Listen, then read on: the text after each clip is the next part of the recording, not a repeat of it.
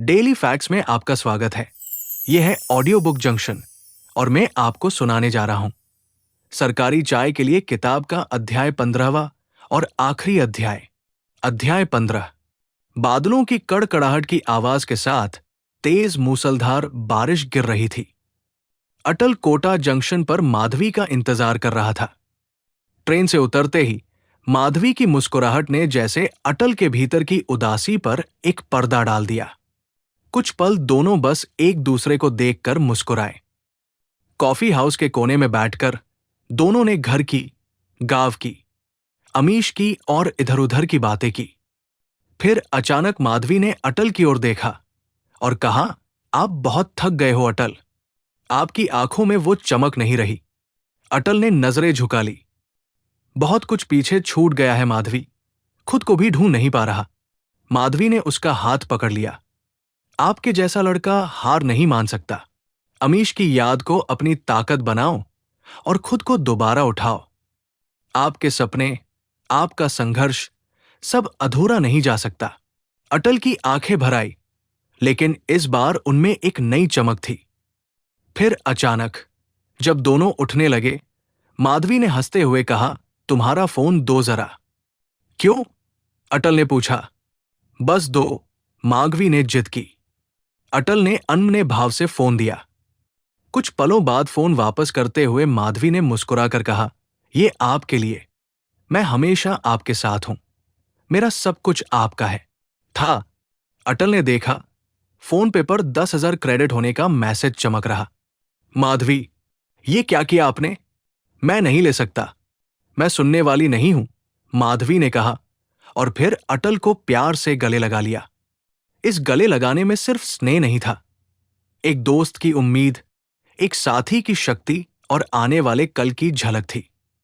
दोनों बिना कुछ कहे मुस्कुराए और कदमों में हल्कापन लिए बाहर की ओर चल पड़े। अटल ने पूरे मन से यही सोच रखा था कि ये उसकी आखिरी परीक्षा है। अगर इसमें वो सफल नहीं हो पाया तो अब उसके सारे रास्ते बंद हो जाएंगे सरकारी नौकरी के। इसके बाद वो कोई परीक्षा नहीं देगा। अटल ने पूरे मन, कर्म, वचन से परीक्षा की तैयारी की। अटल ने संघर्ष की अग्नि में खुद को पूरा झोंक दिया। समर्पण, अनुशासन, समय की पाबंदी और प्रतिबद्धता से जहां संघर्ष का अंत होता वहीं से अटल ने शुरुआत की थी। इस बार सारे बंधन तोड़ दिए थे अपने दायरे के। चादर से बाहर पैर निकालने की कोशिश में अटल अपने आप से एक वादा कर रहा था कि अगली जीत एक तरफा होगी। सरकारी नौकरी वो ठप्पा है जो अगर आपके जीवन में लग जाए तो आप अगले ही पल आम से खास हो जाते हैं, रंग से राजा बन जाते हैं, बीपीएल से वीआईपी बन जाते हैं। आपको तिरस्कार की जगह सम्मान मिलता है। आपकी विरक्ति का अंत होता है। आसक्ति आपका स्वागत करती है। ये एक ऐसी जंग है जहां विजय रहे तो सब मिल गया और पराजय हुई तो बहुत कुछ खो भी देते हैं। नौकरी मिलेगी तो ये समाज खुद तलवार से अंगूठा काट आपका राज तिलक करेगा और नहीं मिली तो आपका उपहास होगा। सरकारी नौकरी में क्या रखा है?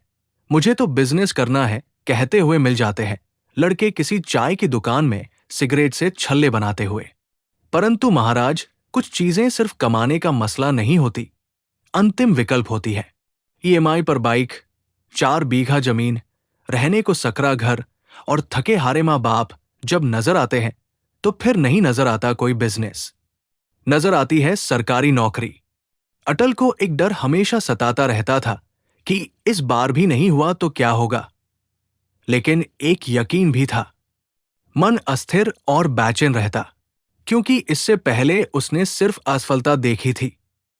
पर अटल जानता था, मन के हारे हार है, मन के जीते जीत। रणभूमि में फाइनल जीतने से पहले मनभूमि में सेमीफाइनल जीतना जरूरी है। हारने के बाद जीतने के लिए प्रयास करना कठिन तो होता है, लेकिन नामुमकिन नहीं। असफलताओं से घबराकर रुक जाने वालों के हिस्से की सफलता एक बार और प्रयास कर लेने वाले पा लेते हैं। इसलिए परिणाम जो चाहे हो, प्रयास शानदार होने चाहिए। अगर आपने हार का राम झेला है तो जीत का खेल भी आप खेलोगे ही। जो आज आपको अंधेरा दिखता है वो रोशनी से जगमगाएगा। आपकी हर कमी को लोग आपका बड़पन समझेंगे। आपके हर शब्द को लोग कविता बना लेंगे। ये सन्नाटा जो सिर्फ आपको महसूस हो रहा है, ये शोर करेगा एक दिन। फिर वो दिन आता है जहां एक कमरे में एक कुर्सी पर बैठकर आप खुद से अपना भविष्य बनाते हैं या बिगाड़ते हैं। अटल परीक्षा कक्ष में बैठा, अपने साथ जिम्मेदारी लेकर, खुद को साबित करने की जिम्मेदारी, इस समाज में खुद को स्थापित करने की जिम्मेदारी। इस बार पेपर देते देते ही अटल समझ गया था कि उसके मन की अस्थिरता उसे ले बैठी है। वो कहते हैं ना कि कुछ लोगों के हिस्से में सिर्फ असफलता होती है। हर बार जब वो उठते हैं, जिंदगी उन्हें फिर से जमीन पर पटक देती है। उनके हाथों में मेहनत की लकीरें होती हैं, लेकिन किस्मत की रेखाएं जैसे धुंधली हो चुकी होती है। वो सपने देखते हैं, मगर हर बार टूटते हुए ही उन्हें अपनी आंखों से बहा देते हैं। अटल की काबिलियत ने भी सफलता से दूरियां बना ली थी। साम, दाम, दंड, भेद अपनाने के बावजूद अटल के हिस्से में इस बार भी सफलता नहीं आई। हताश, निराश और परेशान अटल ने इसे भाग्य मानकर स्वयं को समझा लिया। परिणाम के एक हफ्ते बाद तक अटल कोटा ही रुका, क्योंकि माधवी उससे मिलना चाहती थी। दोनों का मिलना तय हुआ। जयपुर से आते ही माधवी अटल को अपनी स्कूटी में बिठा हैंगिंग ब्रिज के पास चंबल के किनारे ले गई। एक बड़े पत्थर पर दोनों बैठ गए। मुझे बहुत दुख है आपका, माधवी बोली। जिसके जीवन में सिर्फ दुख है, उसके लिए दुख करना फिजूल ही है। अटल बोला, सच में कोटा छोड़कर जा रहे हो? हां, हमेशा के लिए। हां, मुझे भी, कहकर माधवी की आंखों ने पानी की बूंद चंबल में गिरा दी। अटल इस पर कुछ नहीं बोला। वो नदी सा शांत लहरों की कलकल करती आवाज के साथ ही एकटक कुछ सोचे जा रहा था। इस समय अटल को अपने प्यार से ज्यादा अपने असफल हो जाने का दुख था। अटल, अभी हारो मत बार, मौके खत्म थोड़ी हुए हैं। आप कर सकते हो और देखना आप कर जाओगे। हारना जीतना अगर मेहनत से ही होता तो अब तक मैं जीत चुका होता। ये किस्मत की बात है और मेरी किस्मत में शायद। कहते कहते रुक गया। फिर से वोल पड़ाव में कितना नकारा हूं। नकारा बेटा, नकारा प्रेमी और नकारा महत्वाकांक्षी। आप अच्छे हो अटल, खुद को दोष मत दो। कभी कभी अपन वो कर रहे होते हैं जो नहीं करना चाहिए। पता नहीं डेस्टिनी आपसे कुछ और करवाना चाहती हो। खैर छोड़ो, जो हो गया सो हो गया, अब कुछ नहीं हो सकता। मैं हार गया हूं और मैंने हार मान भी ली है। अच्छा, आप मुझसे कुछ जरूरी बात करना चाहती थी? मुझे आपके साथ रहना है अटल। तो रह लो ना। पर क्या? घर पर मैं क्या बोलूं? कैसे बोलूं? समझ नहीं आ रहा है अटल। इसलिए समझ नहीं आ रहा है माधवी, क्योंकि मेरे पास नौकरी नहीं है। ऐसा नहीं है अटल, नौकरी मेरे पास है ना। वो तुम्हारी है माधवी। तुम लड़की हो और मैं लड़का। तुम बेरोजगार होती तो चलता, लेकिन मैं बेरोजगार हूं तो कभी नहीं चल पाएगा। आप पागल हो गए हो अटल। सिलेक्शन न होने से आपके दिमाग ने काम करना ही बंद कर दिया है। आंसुओं को गिराती आंखों की सारी कोशिशें बेकार जा रही थी। हां, मैं पागल हो गया हूं, मैं पागल। दिमाग फिर गया है मेरा माधवी। लेकिन मैं तुम्हारा जीवन बर्बाद नहीं करना चाहता बर्बाद। मेरे पास कुछ भी नहीं है माधवी तुम्हें देने को, कुछ भी नहीं। अब तक जो पत्थर बना हुआ था वो पिघल कर पानी हो गया था। अटल की आंखों ने भी आंसुओं को आजाद कर दिया था। प्रेमी जोड़े के रोने की खबर केवल चंबल को मालूम थी, बाकी पूरा शहर उसी शोर को सुन रहा था जो उन्हें रोज सुनाई देता है। शहर की गुस्ताखी की सजा का आहट नदी महसूस कर रही थी। एक की पा लेने की बेचैनी, दूसरे का खो देने का दर्द अभी अभी महसूस किए जा रहे थे। चुप हो जाओ अटल, प्लीज चुप हो जाओ। माधवी ने अटल के सर को अपनी गोद में लेकर ढक लिया। बालों पर हाथ फेरकर अटल को शांत करने लगी। अटल उठकर फिर से बगल में बैठ गया। आप आ जाओ कल मेरे घर, माधवी बोली। नहीं माधवी, मुझे अभी कोई शादी नहीं करनी है, तो मत करना ना। बस मैं अपने घर पर बता सकूं कि मैं आपसे करूंगी। तुम्हें इतनी जल्दी क्यों है? जल्दी मुझे नहीं, मेरे घर वालों को है। आपको नहीं बताया मैंने, लेकिन मैं जब भी घर आती है, कोई ना कोई लड़के वाले घर पर मेरा ही इंतजार कर रहे होते हैं। अब तक मैं बड़ी मुश्किल से मना करती आई हूं, लेकिन अटल में कब तक बहाना लगाऊंगी? परसों मुझे एक डॉक्टर देखने आएगा। अगर आप कल मेरे साथ घर चलो तो सब कुछ अच्छा हो जाएगा अटल। कल डॉक्टर देखने आएगा मतलब? ये क्यों कहा कि डॉक्टर आएगा? ये भी तो कह सकती थी कि कोई लड़का देखने आएगा। मतलब माधवी, अब तुम भी मुझे बेरोजगार होने का एहसास करवा रही हो। बार बेवकूफों की तरह बातें मत करो। समझ नहीं रहे हो बिल्कुल भी। आपको मेरे साथ नहीं रहना है ना? माधवी, समझने की जरूरत मुझे नहीं तुम्हें है। मैं बेरोजगार आदमी हूं। आप अच्छी जगह सरकारी नौकरी पर हो। मैं तो कल क्या, आज ही चला जाओ तुम्हारे घर, लेकिन कौन मुझे अपनी बेटी देगा? वो भी पुलिस का बड़ा अधिकारी। देखो, आपको सिर्फ मेरे साथ मेरे घर चलना है। कहना कुछ नहीं है। मैं सब कुछ अपने आप कर लूंगी। माधवी, मैं नहीं जाऊंगा। नहीं जाऊंगा। मेरी और तुम्हारी कोई बराबरी नहीं है, न नौकरी से, न परिवार से, न जाति से। ये बहाना है अटल आपका। ये सब आप आज सोच रहे हो। उस दिन क्यों नहीं सोचा जिस दिन मुझसे प्यार किया था? तब नहीं था क्या परिवार? तब नहीं थी क्या जाति? माधवी, तुम समझो, मैं तुमसे कभी दूर नहीं जाना चाहता हूं, लेकिन माधवी, मैं जहां से आता हूं वहां आपके जैसा कुछ नहीं है। मेरे घर देखोगी तो घुस नहीं पाओगी। वहां सब हारे थके लोग हैं, और मुझ जैसा असफल पति तुम्हें सिर्फ उम्र भर निराशा के सिवा कुछ नहीं देगा। मैं अपनी नौकरी से रिजाइन कर देती हूं, और मैं अपना घर हमेशा के लिए छोड़कर आपके साथ चलती हूं। फिर लौटकर कभी नहीं आऊंगी। फिर तो दोनों बराबर हो जाएंगे ना अटल? साथ में सोए उठेंगे, काम पर जाएंगे। मैं आपके लिए खाना बनाऊंगी, आपका पूरा ध्यान रखूंगी। माधवी ने बिना आंसू गिराए अटल की तरफ अपने सिर को टेढ़ा कर देखते हुए प्रेम में डूबकर कहा। अटल सुनकर माधवी के निश्चल प्रेम को महसूस कर रहा था। अटल ने उठकर माधवी को गले से लगा लिया। दोनों सिसक सिसक कर रोने लगे। इन आंसुओं से आज नदी का पानी हारा जा रहा था। इसके बाद अटल ने कोई जवाब नहीं दिया, नहीं अब माधवी ने कोई सवाल किया। ऐसी इंद्र की स्थिति थी जहां दोनों अपनी अपनी जगह सही थे। माधवी पूरे मन से अटल को पा लेना चाहती थी, तो अटल माधवी को अपने निम्न जीवन स्तर में नहीं खींचना चाहता था। अटल अभी किसी भी निष्कर्ष पर नहीं पहुंचा था, क्योंकि उसके जीवन की घटनाएं उसे बार बार रोक रही थी एक फैसला लेने के लिए। उम्मीदों के पुल ढहने लगे थे। प्रेमी जोड़े का दर्द प्रकृति महसूस कर रही थी। कहानी अपने अंत की ओर बढ़ रही थी। दोनों दुखी मन से वहां से निकल पड़े।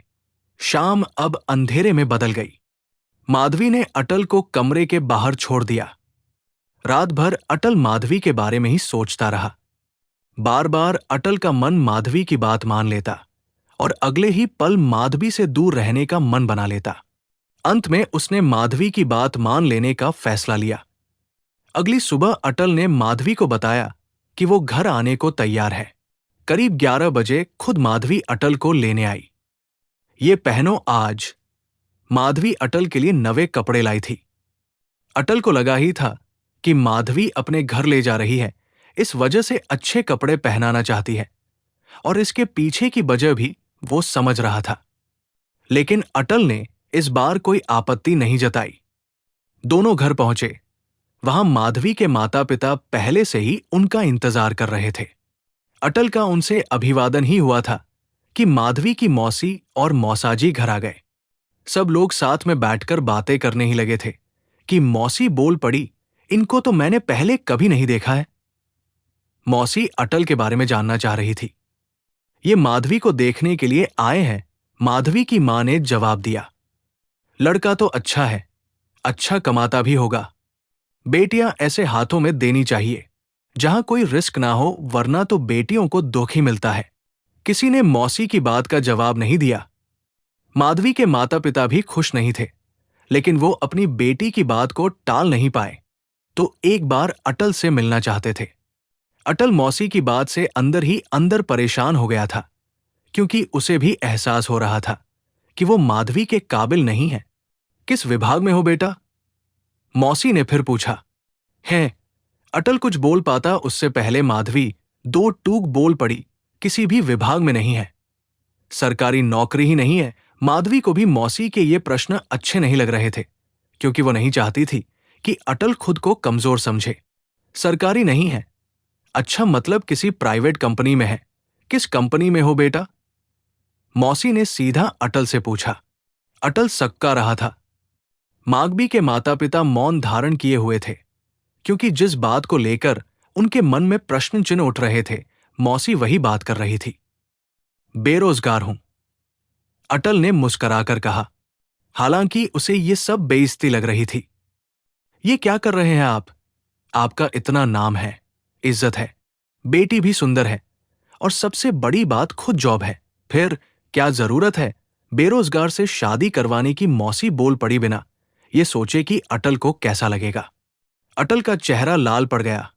उधर माधवी मौसी को चुप कराने में लग गई और इधर अटल उठकर आने लग गया। माधवी ने रोकना चाहा, लेकिन अटल नहीं रुका।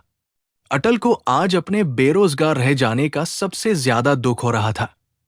अटल अपनी बेइज्जती करवाकर कमरे पर लौट आया। उधर माधवी मौसी से लड़ गई।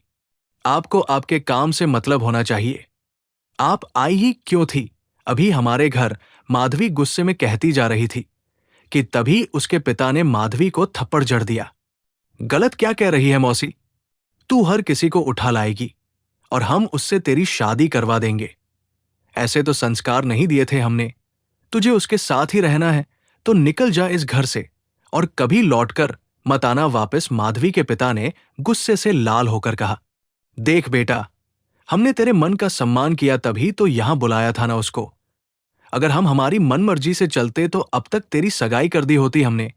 पर बेटा कुछ लकीरें हैं जो कभी नहीं मिट सकती, और नहीं मिटे तो ज्यादा अच्छा है। माधवी की मां समझाने लगी। माधवी चुपचाप सोफे पे बैठी हुई सिसक रही थी। उधर अटल पूरी रात करवटें बदल रहा था, पर नींद नहीं आ पा रही थी। अटल के कानों में मौसी की बातें गूंज रही थी। अटल अपने आप को असहाय और थका हुआ महसूस कर रहा था। अटल को अपने आप से घृणा होती जा रही थी। अटल अपने सफर का अंत कर देना चाहता था। अब वो एक रात भी कोटा में नहीं रुकना चाहता था। उसे अब यही कमरा कोस रहा था। ये किताबें खल रही थी। ये शहर बर्दाश्त नहीं हो रहा था। रात में अटल ने कमरे के सभी सामानों को पैक कर लिया। सुबह उठते ही पीछे एक बैग टांग, दोनों हाथों में सामानों से भरे कट्टे पकड़े और चल दिया कोटा जंक्शन की तरफ। जिस तरह से अटल कोटा आया था, उसी तरह उसकी कोटा से विदाई हो गई। कोटा में क्या खोया, क्या पाया, इसका फैसला तो भविष्य के गर्भ में है। और इस तरह एक छात्र का कोटा आने से चापिस लौट जाने तक का सफर पूरा हुआ। अटल जब कोटा आया था तो ढेर सारी उम्मीदें थी। पक्का दोस्त था, कुछ और लोग थे। कोटा ने सबको मिलाया तो बिछड़ा भी दिया। अब सिर्फ यादें बची थी, कुछ अच्छी और मुस्कुराहट ला देने वाली यादें, तो कुछ रूला देने वाली भयावह यादें। हर व्यक्ति के जीवन में ऐसा दिन जरूर होता है जब वो अपनी जमी हुई चीजों को बिखेर कर दूसरी जगह चला जाता है। ऐसे में कोई भी व्यक्ति सिर्फ लोगों से नहीं बिछड़ता, बल्कि बिछड़ता है उस कमरे से, उस गली से, उस शहर से, उन दीवारों से, उन दुकानों से। इसी तरह हजारों लाखों छात्र शहरों में आते हैं, वहां सालों तक रहते हैं, संघर्ष करते हैं। कुछ सफल होकर जाते हैं, तो कुछ असफल होकर, तो कुछ कभी नहीं जा पाते। अटल के जाने के बाद माधवी पूरी तरह टूट चुकी थी। उसने खुद को कमरे में बंद कर लिया था। आंखों से आंसू थमने का नाम नहीं ले रहे थे। बार बार अटल का चेहरा, उसकी आवाज, उसकी बातों की सादगी, सब याद आ रहे थे। दरवाजे के बाहर उसकी मां की आवाज आई, माधवी, खाना खा लो बेटा, कब तक यूं ही भूखी रहोगी? मुझे कुछ नहीं खाना, माधवी चिल्लाई। अंदर बिस्तर पर बैठी माधवी ने खुद से कहा, क्या मेरा प्यार इतना कमजोर था? क्या मैं भी अटल को दुनिया के तानों से नहीं बचा सकी? थोड़ी देर बाद उसके पिता खुद कमरे में आए। उन्होंने देखा माधवी की आंखें लाल थी, चेहरा सूजा हुआ, हाथ में अटल का एक फोटो। माधवी, मैं तुम्हारा बुरा नहीं चाहता, तो फिर आपने जो किया वो अच्छा था? माधवी का गला रुक गया। बेटा, हम इस समाज में रहते हैं। समाज की कुछ सीमाएं होती हैं। एक लड़की को देखकर 10 बातें बनती हैं, लेकिन लड़का तो जवाब नहीं दे पाता। तो क्या प्यार करने के लिए बैकग्राउंड चाहिए? क्या इजाद का अधिकार सिर्फ नौकरी वालों को है? नहीं माधवी, लेकिन जिंदगी सिर्फ प्यार पर नहीं चलती। हमें व्यवहारिक होना पड़ता है। कुछ देर रुककर फिर बोल पड़े, देखो बेटा, हम तुम्हारे खिलाफ नहीं हैं। हम चाहते हैं कि तुम्हारी जिंदगी आसान हो। वो लड़का भले अच्छा हो, लेकिन जिंदगी सिर्फ अच्छाई से नहीं चलती। माधवी चुप थी। वो खुद को अकेला महसूस कर रही थी। उसने नौकरी से कुछ दिनों के लिए छुट्टियां ले ली थी। कुछ दिनों तक लगातार माहौल ऐसा ही बना रहा। समझाइशें, रिश्तेदारों की बातें, मां की मिन्नतें और पिता की सख्ती। धीरे धीरे माधवी का मन थकने लगा। उसकी जिद के लिए धीर धीर बुझने लगी। एक दिन मां ने आकर कहा, बेटा, तुम जो चाहती हो यो हो नहीं सकता। क्या तुम चाहती हो कि हम सब तुम्हारी वजह से शर्मिंदा हों? तुम जिसे चाहती हो उसने खुद ही तुम्हें छोड़ दिया। अब हमें आगे चढ़ना होगा। माधवी का सिर झुक गया। उसने कोई जवाब नहीं दिया। आंखों से एक बूंद फिर गिरी, लेकिन इस बार वो चंबल में नहीं, जमीन पर गिरी थी, सूखी जमीन पर। माधवी मान गई, लेकिन बाहरी तौर पर। उसके भीतर एक कोना हमेशा अटल के लिए जिंदा रह गया। 2 महीने बाद। तू नहीं आ रहा है क्या? अभिषेक ने कॉल पर बोला। कहा? अटल बोला। अरे माधवी की शादी है ना आज, तुझे नहीं बुलाया क्या? ज्योत्सना ने पन्ना पलटा, लेकिन ये किताब का आखिरी पन्ना था।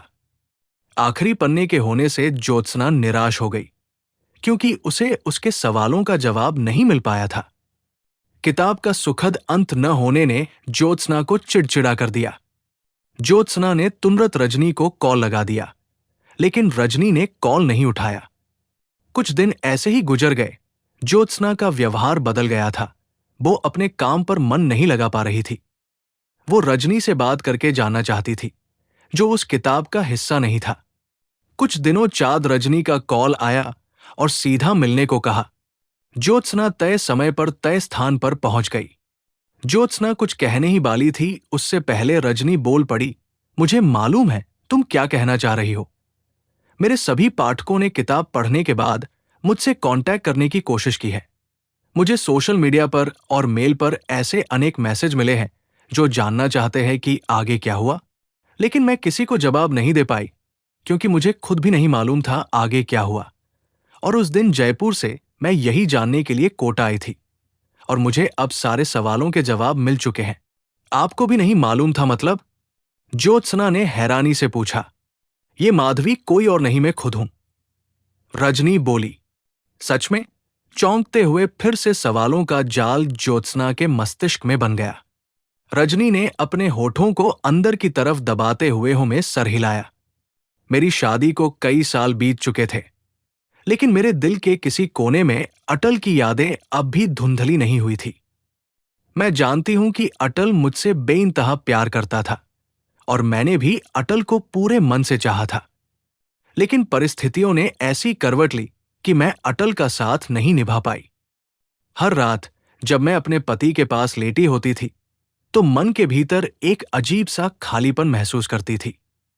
मुझे लगता जैसे तो मेरी हंसी में कोई गूंज नहीं, मेरी खुशी में कोई रंग नहीं।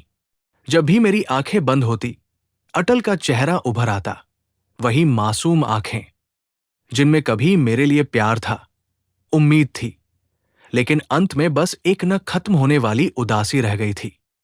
कभी कभी मैं खुद से सवाल करती कि अगर मैं अटल के साथ खड़ी रहती, तो क्या उसकी जिंदगी कुछ और होती? क्या वो आज सफल होता? लेकिन जवाब मुझे खुद में ही मिल जाता। हां, शायद मेरी बेवफाई ही उसकी असफलता की सबसे बड़ी वजह बनी। शादी के बाद मैंने कई बार अटल से बात करने की सोची, लेकिन मैं जानती थी कि अब कोई शब्द इस दरार को भर नहीं सकता। अटल अब मुझसे दूर जा चुका था, शायद हमेशा के लिए।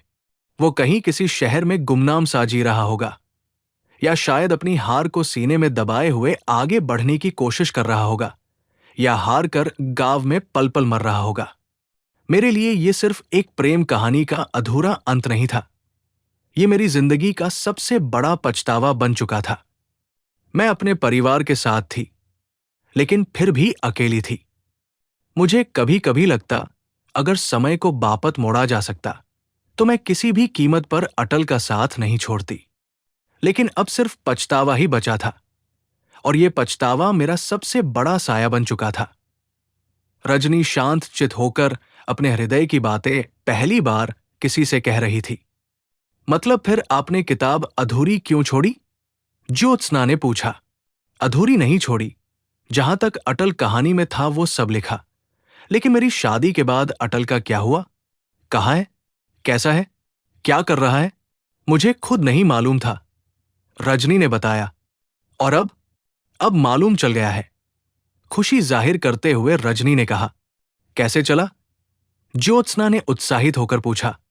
मैं ये मानती हूं कि मैंने जो किताब लिखी उसकी सफलता सिर्फ मेरी सफलता नहीं है, ये तो अटल की कहानी है, और अटल की कहानी को जो पुरस्कार मिल रहा है ये भी उसी की वजह से है। इसलिए मुझसे रहा नहीं गया। मैं यहां अपने पापा मम्मी से मिलने के लिए नहीं, बल्कि अटल के बारे में जानकारी लेने आई थी। मैंने पहले भी अटल के बारे में मालूम करने की कोशिश की थी, लेकिन किसी को नहीं मालूम था उसका क्या हुआ। मैं इस बार मन बनाकर आई थी कि मैं अटल का पता लगाकर रहूंगी, चाहे उसके गांव जाना पड़े। फिर जब मुझे पता नहीं चल सका तो मैं उसके गांव गई।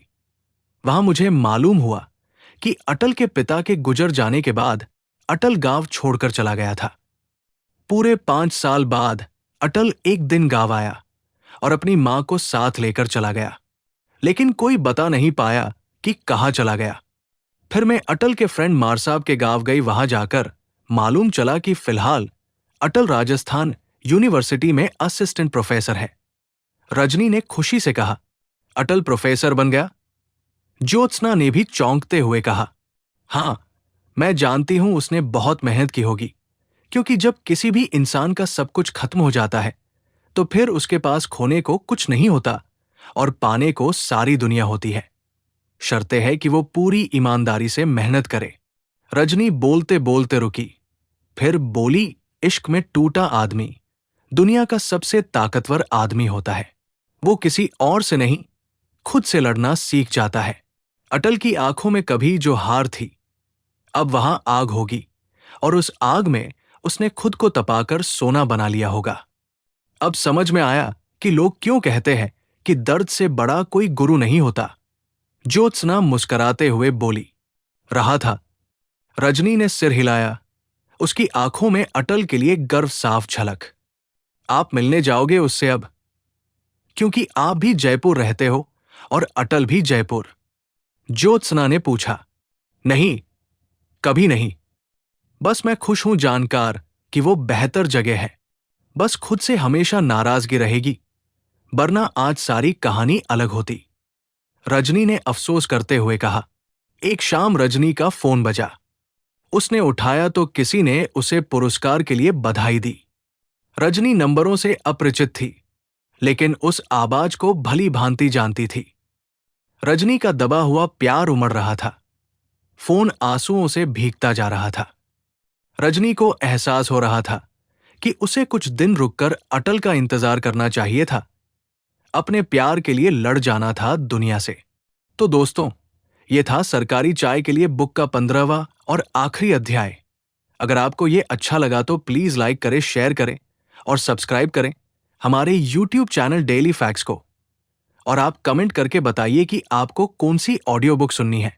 शुक्रिया पूरी बुक में साथ देने के लिए।